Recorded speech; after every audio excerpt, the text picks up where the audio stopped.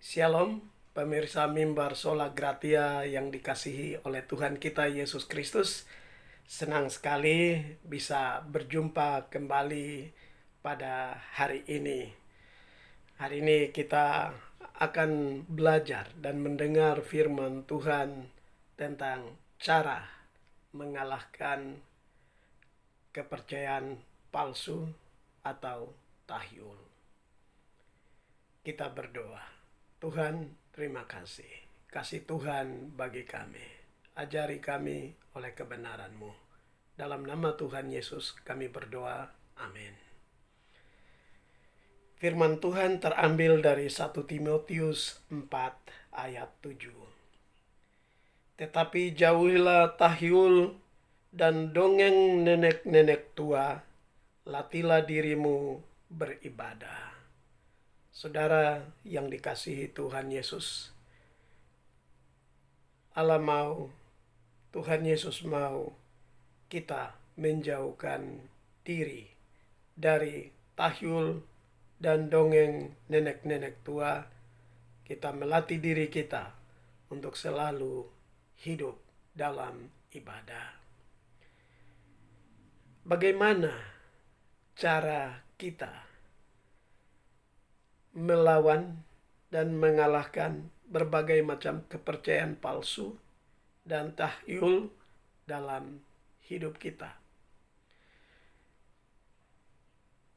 Saudara yang dikasihi Tuhan Yesus, cara untuk mengalahkan tahyul di dalam hidup kita, cara untuk mengalahkan kepercayaan palsu di dalam hidup kita ada dua.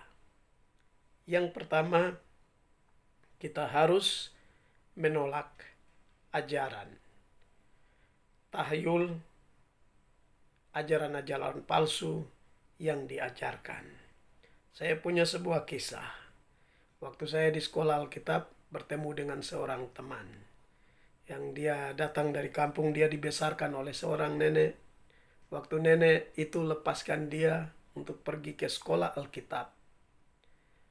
Apa yang dia katakan, nenek itu berkata, "Cucu, nenekmu ini sudah tua dan pasti nenek sudah berpulang. Karena itu nenek akan berikan tanda saja bahwa nenek sudah pulang. Ketika kamu sedang tidur, mungkin di siang hari, kalau ada seekor burung datang dan bersiul lama di jendela di samping tempat tidurmu, itulah nenek yang datang berikan tanda." Saudara yang dikasihi Tuhan Yesus, setelah saya mendengar ini, apa yang saya lakukan? Saya ingat firman Tuhan.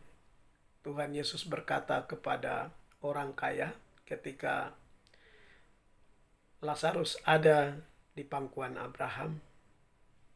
Dia berkata begini, "Di antara engkau dengan kami, dan di antara kita dengan dunia orang hidup, ada jurang yang tak terseberangi." Yang menjelaskan bahwa tidak mungkin orang yang meninggal datang dalam bentuk apapun dalam kehidupan orang yang masih hidup, dalam kehidupan dunia orang hidup. Orang yang mati itu sudah berakhir semuanya. Saudara yang dikasihi Tuhan Yesus, saya lakukan hal ini. Saya tolak dalam nama Tuhan Yesus. Saya tolak ajaran ini. Dan saya pegang bahwa yang datang ini bukan orang yang sudah mati. Bukan roh orang yang sudah mati, tapi itu roh setan. Karena pada waktu nenek ini ucapkan hal itu kepada cucunya, nenek ini mendengarkan. Waktu nenek ini ucapkan, iblis itu mendengarkan apa yang diucapkan nenek ini. Sehingga nenek ini waktu dia meninggal, iblis memang melakukan seperti yang diminta, yang diberitahu oleh nenek. Tapi saya tolak waktu itu. Caranya sederhana. Ingat firman Tuhan, apa yang Tuhan katakan bahwa dunia orang mati itu tidak bisa dan tidak ada hubungan dengan dunia orang hidup. Dan tidak mungkin orang mati datang ke dunia orang hidup. Berdasarkan firman Tuhan ini, saya tolak apa yang disampaikan oleh nenek ini. Itu yang pertama. Lalu cerita yang kedua. Suatu saat, saya waktu masih sekolah Alkitab, kurang lebih semester 4, di hari Sabtu saya pulang ke rumah orang tua.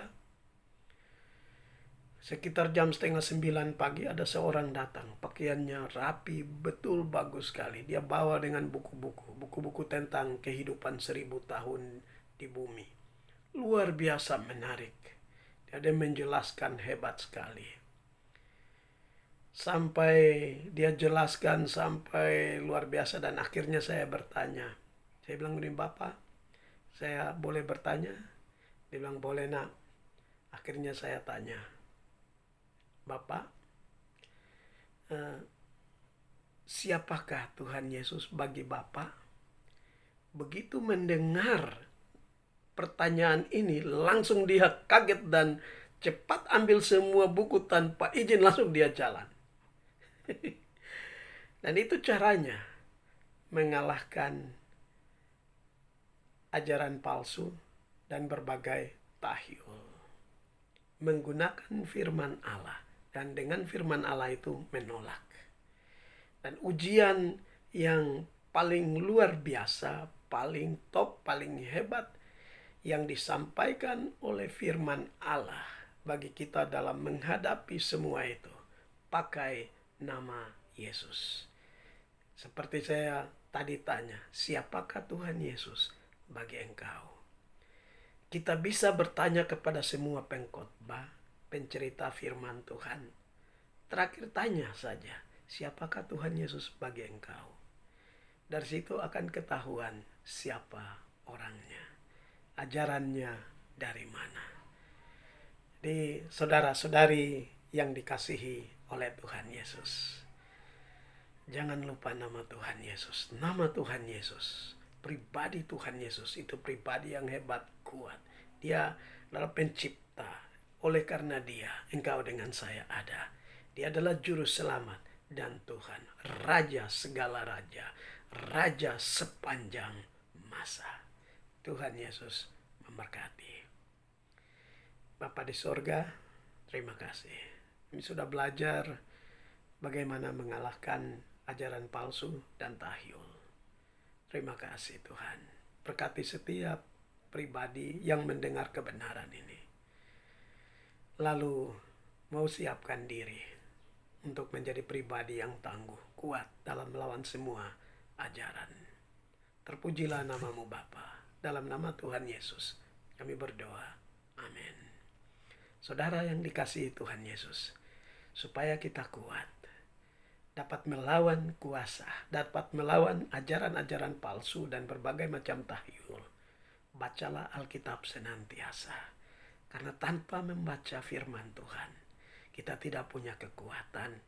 Tapi begitu kita punya firman Tuhan, itu adalah alat yang kita pakai untuk melawan iblis. Gunakan nama Tuhan Yesus berdasarkan kebenaran firman Tuhan yang kita peroleh. Tuhan Yesus memberkati. Shalom.